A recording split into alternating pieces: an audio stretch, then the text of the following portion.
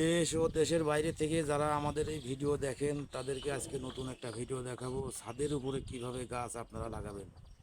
তে কুষ্টিয়া থেকে আনোয়ার হোসেন দুকু ও রাজ্জাক, আমরা আপনাদের জন্য নতুন নতুন ভিডিও তৈরি করি, আপনারা আপনাদের ভিডিও দেখবেন। আসসালামু আলাইকুম।